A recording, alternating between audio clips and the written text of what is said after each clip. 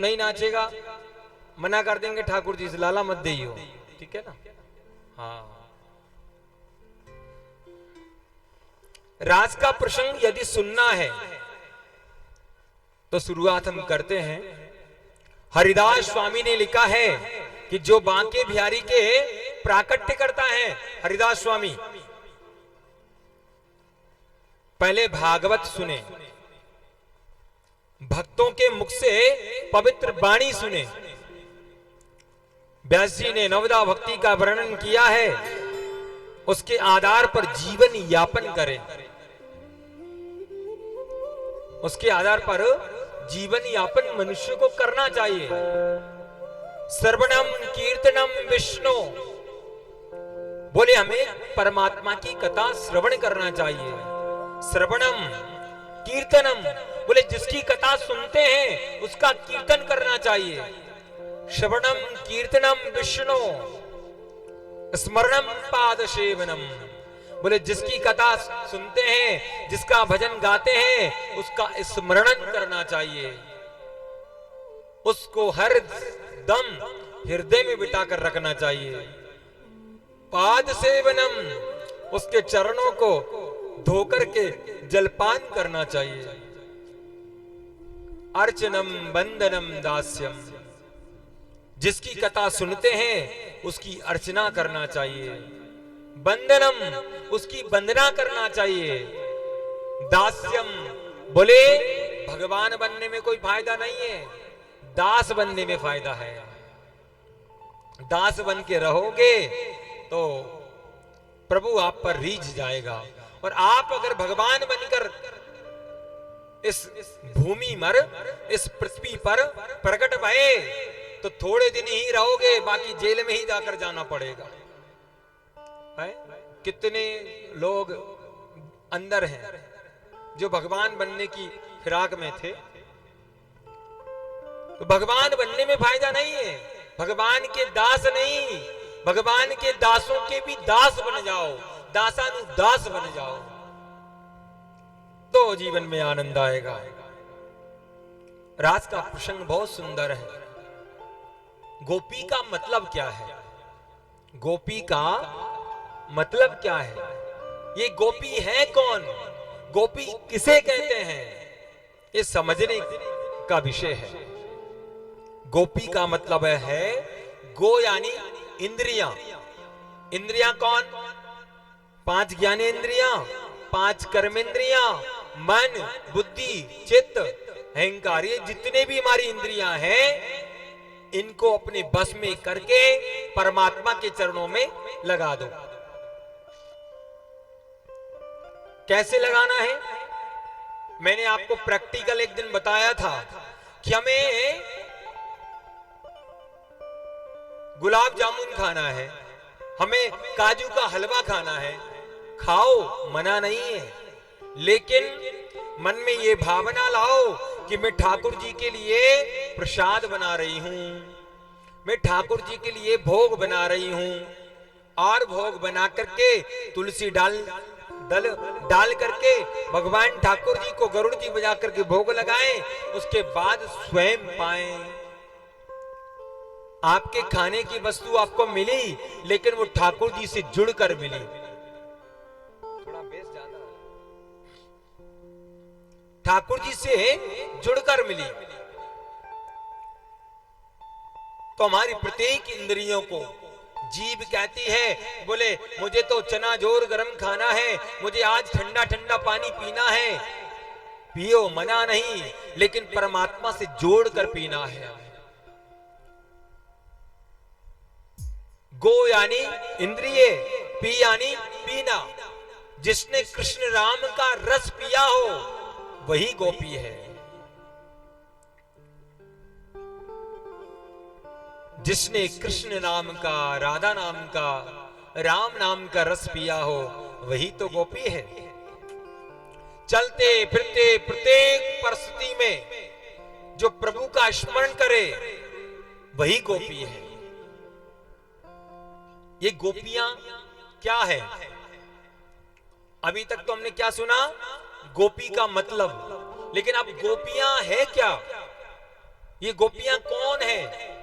तो कहते हैं भगवान राम जब 14 वर्ष वनवास गए तो रास्ते में जितने भी कौल, भील, निषाद, संत, ऋषि, राक्षस जितने भी मिले, सबने प्रभु को देखा और मन में धारणा की, प्रभु आप हमारे पति होते तो कितनी अच्छी बात होती। इतना ही नहीं, जब वामन भगवान राजा बलि के यहां गए, वामन भगवान राजा बलि के यहां गए तो वहां की जितने भी नारियां थी, नारी नहीं अपितु राजा बलि की बेटी रत्नमाला,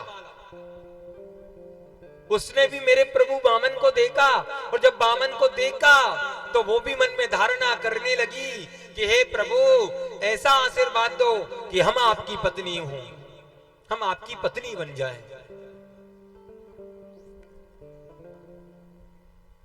राजा बलि के यहां जितनी भी दैत्य कन्याएं हैं सब यहां आज गोपियां बनकर आई हैं। इतना ही नहीं, जब समुद्र मंथन हुआ, भगवान कछुआ का रूप धारण करके आए, उस सरोवर में, उस समुद्र में जितने भी जीव थे, मछली आदि जीव, सबने देखा इतना सुंदर स्वरूप है, सबने कहा बोले ये हमारे पति होते तो कितनी अच्छी बात है।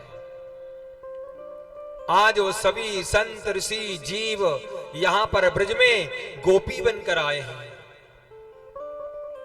इतना ही नहीं, कर्म कांड के 80,000 मंत्र, उपासना कांड के 16,000 मंत्र सब गोपी बनकर ब्रज में आए। उपासना का मतलब क्या है? परमात्मा के समीप जो चला जाए वही उपासना है। उप समीपे आसनम, यानी कि परमात्मा के समीप जो चला जाता है वही उपासना है। आज सभी श्रुति रूपा, मुनि रूपा, साधना सिद्धा, स्वयं सिद्धा, दैत्य कन्या, मत्स्य कन्या, सब ये अलग अलग ग्रुप बने हैं। आज शरद पूर्णिमा की रात्रि है और मेरे प्रभु ने बंसी का निनाद किया। यमुना किनारे पेड़ के नीचे बैठ करके मेरे प्रभु ने बंसी का सुंदर निनाद किया।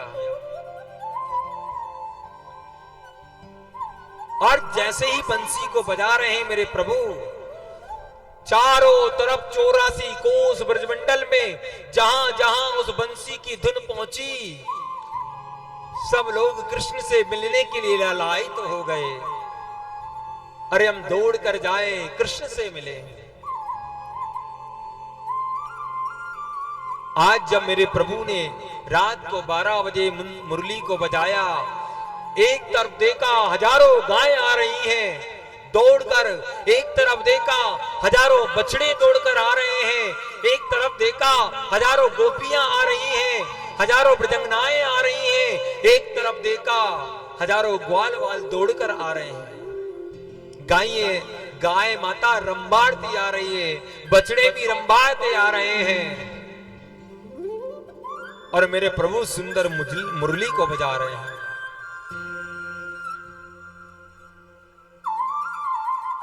और जैसे ही सब लोग पास में आए तो मेरे प्रभु ने सबका स्वागत किया। निसम गीतम नदन गंधर्वनम ब्रजाश्रियम कृष्ण गृहीत मानसा आजगममुन्योन्यमनरिक्षितोद्यतमा सयत्र कांतो जबलोल कुंडला।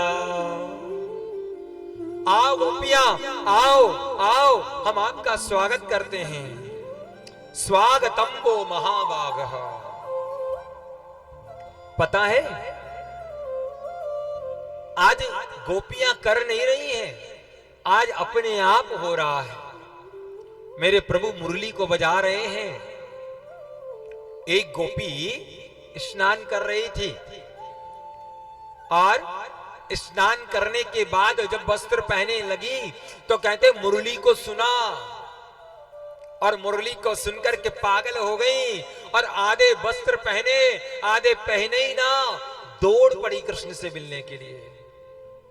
इतना नहीं, एक गोपी तो ना अपने बच्चे को दूध पिला रही थी, और जब बच्चे को दूध पिला रही थी, जैसे मुरली को सुना, बच्चे को नीचे डाला, दौड़ पड़ी कृष्ण से यमुना किनारे मिलने के लिए। एक गोपी तो स्नान कर रही थी, जब स्नान कर रही थी ना, जल डाल रही थी, स्नान कर रही थी, साबुन शरीर में लगाया, और प्रभु ने जैसे मुरली को बजाया, मुरली को सुना, स्नान भी नहीं किया, साबुन लगे ही गोपी दौड़ पड़ी कृष्ण से मिलने के लिए। सुंदर मुरली को बजा रहे हैं मेरे प्रभु। एक गोपी तो ना बोले अपने स्नान करने के बाद में श्रृंगार कर रही थी।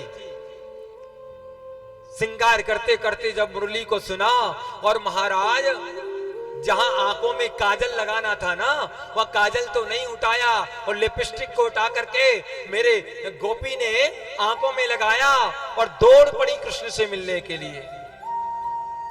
इतना ही नहीं, एक गोपी तो अपने होठों पर लाली लगा रही थी, अपने पति के लिए श्रृंगार कर रही थी, जैसे मुरली को सुना तुरंत काजल उठाया, होठों पे लगाया, दौड़ पड़ी कृष्ण से मिलने के लिए। भगवान सुखदेव कह रहे हैं राजा परीक्षित से, बोले परीक्षित ये कोई गोपियां कर नहीं रही हैं, ये अपने आप हो रहा है।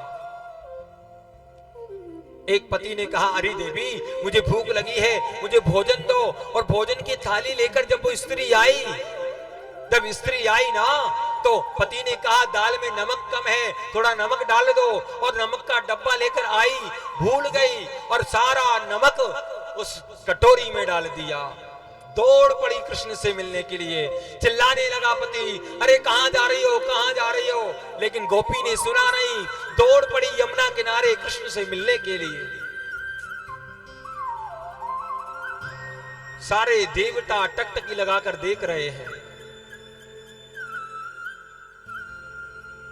एक पति ने कहा कि सुन, तू कृष्ण से मिलना चाहती है? अरे जब मेरा विवाह तुम्हारे साथ हुआ, मैं आपका पति हूं, तो आप मुझे छोड़कर कैसे जा सकती हैं? आपको मैं नहीं जाने दूंगा, आपको यहीं रहना होगा। एक कमरे में जाकर के पत्नी को डाल दिया, बाहर से ताला लगा दिया, आज से तुम्हारे लिए भोजन पानी सब बंद। अरे तुम मुझे छोड़ करके कृष्ण से प्रेम करती हो, मैं नहीं जाने दूंगा। गोपी कहने लगी, सुनो, तुम इस शरीर से प्रेम करते हैं ना, ये हाड़ मांस के शरीर से, एक दिन ये जल करके शमशान में राख हो जाएगा, इससे तुम प्रेम करते हो ना, इस गोरी चमड़ी से तुम प्रेम करते हो ना। सुनो, तुम इस गोरी चमड़ी को तुम्हारे पास रखो, लेकिन मेरा मन, मेरा हृदय,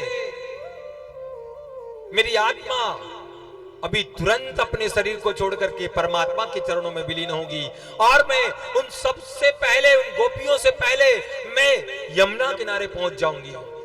उस गोपी ने क्या किया, अपने शरीर को त्याग दिया, और त्याग करके उसके हृदय में से एक दिव्य ज्योति निकली और दौड़ पड़ी कृष्ण से मिलने के लिए।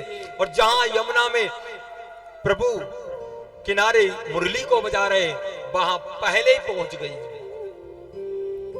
और जब गोपियां आई तो मेरे प्रभु ने स्वागत किया। स्वागतम वो महाभाग प्रिय किम करवाणि वा ब्रजस्यानामयं कशे भ्रूतागमन कारणम। स्वागतम, सुस्वागतम, आओ गोपियां, आओ गोपियां, हम आपका स्वागत करती हैं, हम आपका स्वागत करती हैं। आज गोपियां ग्वाल वाल टकटकी लगा करके मेरे प्रभु को देख रहे हैं। देखो देखो, हम आई हैं, हमारा स्वागत कृष्ण कर रहे हैं, हमारा स्वागत कर रहे हैं प्रभु। स्वागतम वो महाभागो। और मेरे प्रभु ने गोपियों से कहा, ग्वाल वालों से कहा, अरे आप कैसे चले आए हैं?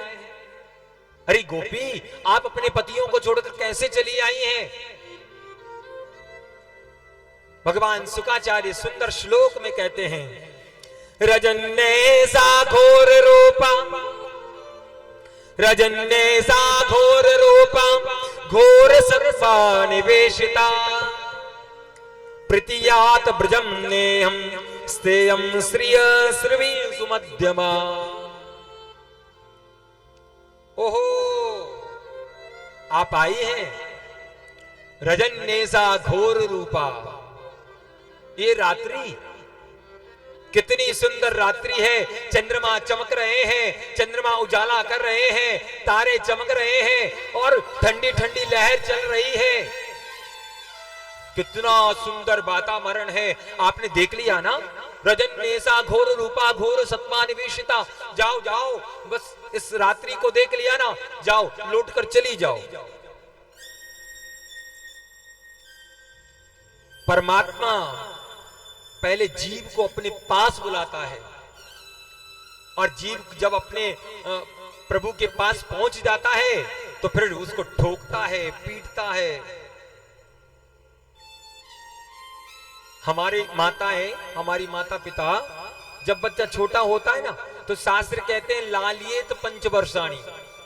जब बेटा 1 दिन से लेकर के 5 वर्ष तक का होता है ना तो माता पिता को बच्चे का ख्याल रखना चाहिए, उसका लालन पालन करना चाहिए। और 5 वर्ष से 10 वर्ष के बीच में जब बच्चा हो जाए तो उसको थोड़ी सी ताड़ना देना चाहिए। बेटा ये नहीं करना है, बेटा ये गलत काम है, आपको ऐसा नहीं करना। आप बड़ों से संस्कार से बोले, अच्छे तरह से बोले, ऐसे शब्द नहीं बोलते हैं बड़ों के लिए। उनको सुंदर शिक्षा प्रदान करना चाहिए माता पिताओं को। और जब 10 वर्ष से 16 वर्ष का हो जाए तो फिर पुत्र मत मानो, फिर उसको मित्र मानो। पिता को चाहिए कि अपना जब बेटा 16 वर्ष का हो जाए तो मित्रवत व्यवहार करना चाहिए, उससे सलाह सूत करना चाहिए। बेटा आज हम ये काम करेंगे, करना चाहिए कि नहीं करना चाहिए, कैसे करेंगे, आप हमारी सहायता करो।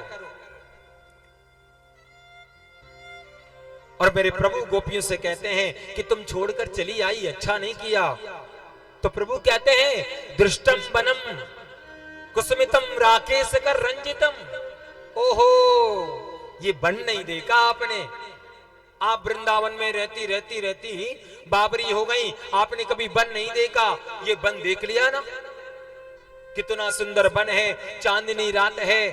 सुनो गोपियां, यहां वन में ना बब्बर शेर रहता है, हाँ, या सियार रहते हैं, या घड़ियाल रहते हैं पानी में। सुनो, तुम यहां से चली जाओ। इस यमुना में से कोई घड़ियाल निकलकर आ गया या कोई बब्बर शेर जंगल से निकलकर आ गया तो आपको चटनी बना जाएगा, आपको खा जाएगा। आप चली जाओ, आपके पति इंतजार करेंगे, आप लौट जाओ। सुनो, आपको अपने पति धर्म की रक्षा करना चाहिए। भगवान सुखदेव कहते हैं राजा परीक्षित से, देखो भगवान कितना सुंदर उपदेश कर रहे हैं गोपियों को। भगवान कहते हैं सुनो गोपियां,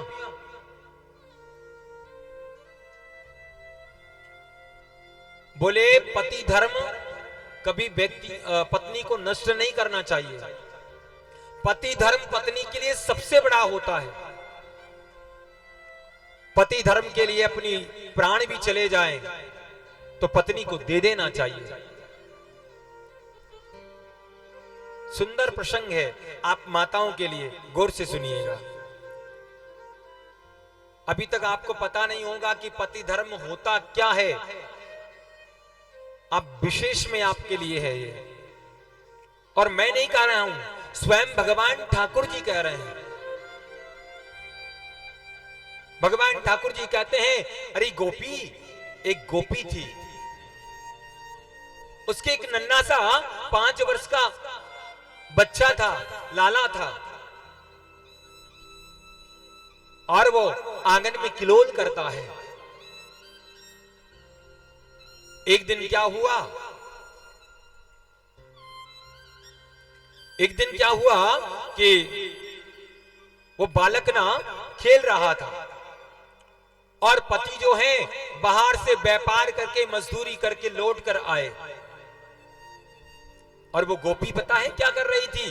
बोले अपने आंगन में बैठ करके चावल बीन रही थी, चावल में से कंकड़ कचरा आदि निकाल रही थी। इतने में पति आ गए और जब पति आए ना गोपी, तो पता है क्या हुआ? पति आए तो वो पत्नी की गोद में लेट गए। जब पत्नी की गोद में पति लेटे तो पत्नी ने वो चावल का जो सूप था वो एक साइड में रख दिया और एक पंखा लेकर के पति की हवा करने लगी, सेवा करने लगी।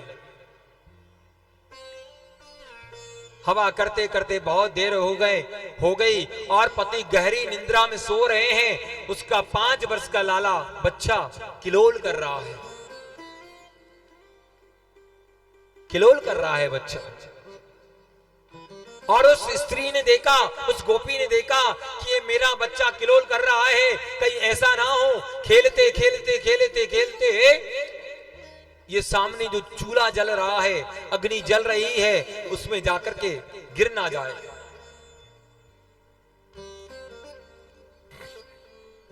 वो गिर ना जाए। आप थोड़ा बैठ जाइए, आप लोग कोई व्यवस्था देखिएगा। मैंने आपको बताया था कि आप आरती के समय सब लोग मंच पर चढ़ाएं, कोई दिक्कत नहीं, नो टेंशन, सब आपका ही है। लेकिन कथा के मध्यस्थ में क्षमा चाहता हूं अगर मेरी वाणी आपको गलत लगे तो, लेकिन कथा के मध्यस्थ में आप मंच पर ना आए क्योंकि मुझे डिस्टर्ब होता है। कथा कहते कहते फिर मन भटक जाता है। आप बहुत अच्छे हैं, बहुत समझदार हैं। आरती के बाद में आप सब लोग मंच पर आए, भागवत को प्रणाम करें, कोई भी नहीं रोकेगा आपको, ठीक है ना? इसलिए आप थोड़ा विशेष ध्यान रखें। हरि बोल। तो वो गोपी सोच रही है कि ये बालक कहीं अगर खेलते खेलते इस चूल्हे में ना गिर जाए जिसमें अग्नि जल रही है, और अगर गिर गया तो ये मर जाएगा। सोच रही थी। इतने में वो बालक किलोल करता करता करता वो चूल्हे के पास गया और देखते देखते वो चूल्हे में गिर गया। धू धू कर करके अग्नि जल रही है और वो बालक उस अग्नि कुंड में गिर गया। उस गोपी ने क्या किया? अपने नेत्रों को बंद कर लिया, उठकर नहीं गई। क्यों? क्योंकि पति अपनी गोद में लेटे हैं, आराम कर रहे हैं और पत्नी हवा कर रही है। पत्नी हवा कर रही है। अगर उठकर जाती है तो पति धर्म नष्ट होता है, उठकर ना जाए तो बालक मरता है। समस्या है उसके साथ। भाई सोते हुए पति को अगर उठाए तो पति धर्म नष्ट हो जाएगा, और उठकर ना जाए तो बालक मर जाएगा। अब क्या करना चाहिए? वो गोपी देखते देखते अपने नेत्रों को बंद कर लिया, विचार कर रही है। और 1 घंटे बाद जब पति उठे, पति के उठते ही तुरंत दौड़कर भागी, रुदन करने लगी। अरे मेरे 5 वर्ष का बच्चा जिसका मैंने लालन पालन किया, बरसों इंतजार किया, वो आज अग्नि कुंड में जल करके भस्म हो गया। दौड़ती गई, रोती हुई गई। अरे बालक नहीं मिलेगा तो कम से कम उसकी राख को अपने गले तो मैं लगा ही लूंगी। दौड़ करके जब गई तो अग्नि धू धू करके जल रही अग्नि कुंड में, और उस अग्नि कुंड में जब आग जल रही थी, उस आग में एक नन्हा सा 5 वर्ष का बच्चा किलोल कर रहा है। वो किलोल कर रहा है। उस पत्नी ने तुरंत अपने हाथ को उस कुंड में डाला, उस चूल्हे में डाला, बच्चे का हाथ पकड़ा, तुरंत बाहर निकाला। और जब बाहर निकाला बच्चा किलोल करने लगा, और बच्चा पता ठंडा हो रहा था। भगवान सुखदेव कहते हैं राजा परीक्षित से, ये किसकी कृपा है? ये पति धर्म की रक्षा की कृपा है। जो पत्नी अपने पति की रक्षा करती है, जो पत्नी अपने पति धर्म की रक्षा करती है, उसकी भगवान भी रक्षा करते हैं, उसके बच्चों की भगवान भी रक्षा करते हैं। जो पत्नी अपने पति को पति नहीं समझती है, उसकी भगवान क्या संसार में कोई भी रक्षा नहीं करता है। इसलिए हमारी माताओं से निवेदन है, हाथ जोड़ करके करबद्ध निवेदन है, अपने पति धर्म को कभी नष्ट मत होने देना। कभी कोई भी कितना सुंदर सामने आपके आ जाए और आपका अगर पति काला भी है तो उस सुंदर व्यक्ति को ठुकरा देना, लेकिन अपने काले पुरुष को, अपने काले पति को ठुकराना मत, क्योंकि वो ही आपका पति है जिसके साथ आपने 7 फेरे खाए हैं। मेरी आपसे करबद्ध निवेदन है, हमारी बेटियों को मजबूत बनाओ और हमारे बेटों को भी मजबूत बनाने की कोशिश करो, सुंदर शिक्षा प्रदान करें। जब ये बात भगवान कृष्ण ने गोपियों को सुनाई तो एक गोपी कहने लगी, बात बात रहने दो, एक आध कथा हमें भी आती है, हमें भी सुनाना आता है। भगवान कृष्ण कहने लगे, बोले सुनाओ आपको क्या आता है। तो एक गोपी कहती है, बोले प्रभु एक पत्नी है, एक पत्नी है, उसका नया नया अभी विवाह हुआ है, अभी विवाह को 2-4 महीने हुए हैं और पति कहता है मैं विदेश जा रहा हूं, धन कमा कर लाऊंगा। पत्नी ने कहा कि मैं आपके बिना कैसे रहूंगी, कैसे जीवित रहूंगी। तो पति ने क्या किया, एक मिट्टी की मूर्ति बनाई अपने जैसी, मिट्टी की मूर्ति बना करके और पत्नी को दे दिया। बोले जब तक मैं लौट कर ना आऊं तब तक तुम इसकी सेवा करना, इस पति की सेवा करना। मैं 1 साल बाद जब लौटूंगा तो बोले मैं आपको मिलूंगा। पत्नी ने बड़ी करुणा के साथ, रुदन के साथ में उस मिट्टी के पति को अपने पास रखा, रोज गीला कपड़ा करके और मिट्टी के पति की रोज सेवा करती है, भोग लगाती, आरती करती। 1 वर्ष हो गया। 1 वर्ष बाद जब पति आए तो पत्नी तो यहां मिट्टी के पति की सेवा कर रही है और पति द्वार पर खड़ा है, पति द्वार पर खड़ा है।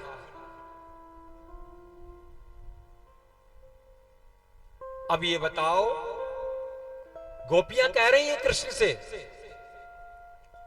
बोली ये बताओ प्रभु अब उस पत्नी को करना क्या चाहिए। इधर तो पति के द्वारा दी गई मिट्टी की मूर्ति की सेवा कर रही है पत्नी, और इधर साक्षात पति सामने द्वार पर खड़े हैं। अगर उठकर जाए तो पति धर्म नष्ट होता है और उठकर नहीं जाए तो पति धर्म नष्ट होता है। अब बताओ ऐसी स्थिति में क्या करना चाहिए उस स्त्री को। तो मेरे प्रभु ने सहज में उत्तर दिया, क्या? हमारी मीरा कहती है कि ऐसे बर को क्यों भरूं, ऐसे बर को क्यों भरूं जो जन्मे और मर जाए। बर बर ये गोपाल जी जैसे चुड़ लो अमर हो जाए। अरे मीरा कहती है ऐसे बर को क्यों भरूं जो जन्मे और मर जाए। बरबरी ये गोपाल जी जैसे चुड़ लो अमर हो जाए। वो गोपी कहती हैं अरे वो मिट्टी के पति हैं, उनकी सेवा क्या करना। जब साक्षात पति दरवाजे पे खड़े हैं तो पत्नी को उठ करके जाना चाहिए, दरवाजा खोलना चाहिए और अपने सच्चे पति की सेवा करना चाहिए। भगवान ने जब कहा तो गोपी कहने लगी बस हो गई बात पूरी। अरे ये प्रभु ये पति है ना, संसार के पति, ये मिट्टी के पति हैं। एक दिन ये चले जाएंगे, मिट्टी में मिल जाएंगे। आप तो हमारे साक्षात पति हो, आप तो जीवन भर साथ रहने वाले पति हो।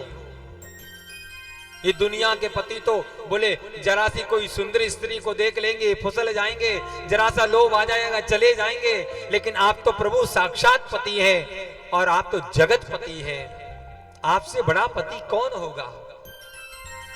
अच्छा एक बात बताऊं, भगवान आपके भी पति हैं, भगवान आप लोगों के भी पति हैं, भगवान मेरे भी पति हैं। आप क्या कहोगे कैसे? हमारी माताएं अपने स्वाग के लिए, अपने पति के लिए मांग कहां से भरती हैं? यहां से, यहीं से भरती है ना। अपने पति के स्वाग के लिए, अपने पति की रक्षा के लिए पत्नियां यहां से मांग भरती हैं। और हम भी अपने पति के लिए, हमारे पति तो सामने ही बैठे हैं राधा माधव है? हम अपने पति के लिए मांग यहां से भरते हैं। ये जो लगा है ना तिलक, ये हमने मांगी तो भर रखी है। हाँ, आप गले में मंगल सूत्र पहनती हैं, आप गले में सोने का मंगल सूत्र पहनती हैं, हम गले में ओरिजिनल तुलसी का मंगल सूत्र पहनते हैं। हम भी मंगल सूत्र पहनते हैं, आप भी मंगल सूत्र पहनती हैं। तो आप में और हम में कोई अंतर नहीं। आपके भी पति परमात्मा है और हमारे पति भी परमात्मा ही है। ऐसा सुंदर प्रसंग, और आज मेरे प्रभु ने सुंदर मुरली को बजाया। समस्त गोपियां, ग्वाल बाल सब आए हैं।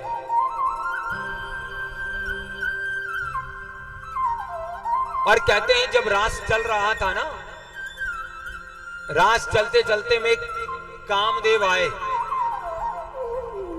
भगवान ने पूछा आप कौन है? बोले हम कामदेव हैं।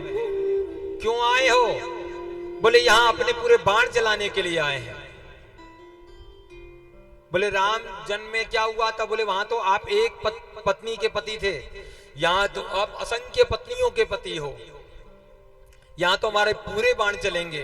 प्रभु ने कहा कौन सा वाला युद्ध करोगे? किले वाला युद्ध करोगे, मैदान वाला युद्ध करोगे? तो कामदेव कहने लगा किले वाले युद्ध तो बहुत किए, अब तो मैदान वाला युद्ध करेंगे। हाँ, मैदान वाला युद्ध मतलब बीच मैदान में दो दो हाथ। घर में तो खूब घरवाले को, घर वालों को, घर की पत्नी को, बच्चों को खूब गालियां सुनाते हैं, और जब बाजार में जाते हैं तो बिल्कुल चूहे की तरह घूमते हैं। कहीं बिल्ली ना आ जाए दबा दे हमें, कहीं बिलोटा ना आ जाए दबा दे हमें, और घर में खूब गालियां देते हैं। तो आज हम मैदान वाला युद्ध करेंगे। तो मेरे प्रभु ने काम को पकड़कर उल्टा लटका दिया। काम आज उल्टा लटका है। इतने में ही हमारे भोले बाबा आ गए कैलाश पर्वत से। जैसे ही रास में प्रवेश करने लगे ना, तो पता है क्या हुआ? अंदर प्रवेश नहीं दिया, चलो बाहर, अंदर नहीं। बोले हम इतनी दूर से रास करने के लिए आए। बोले हाँ आए होंगे, बाहर चलो। बाहर बिठा दिया। भगवान शंकर ने कृष्ण का ध्यान किया और कहा बोले प्रभु हम इतनी दूर से आए हैं, आप कृपा करो, हम भी आनंद लेना चाहते हैं। प्रभु ने कहा कि बोले ऐसा करो, तुम्हें पहले गोपी बनना पड़ेगा, 84 गज को लहंगा पहनना पड़ेगा, फरिया उड़ना पड़ेगी, मांग भरना पड़ेगी, मंगल सूत्र पहनना पड़ेगा, तब अंदर प्रवेश मिलेगा। मेरे भोले बाबा ने माता पार्वती से कहा व्यवस्था करो, और कहते सुंदर व्यवस्था हुई। 84 गज को लहंगा पहनो भोले बाबा ने, और मांग भरी, मंगल सूत्र पहनो। आज नतनिया वाले बाबा बन गए। हाँ, नाक में नतनिया, कानन में कुंडल, हाथन में कड़ूले, पावन में पेजनिया पहन करके भोले बाबा आए और अंदर प्रवेश कर गए। भगवान कृष्ण के साथ में रास हुआ, और उसी दिन से भगवान का नाम पड़ गया क्या? गोपेश्वर महादेव। लाले मेरे लाल की, लाले मेरे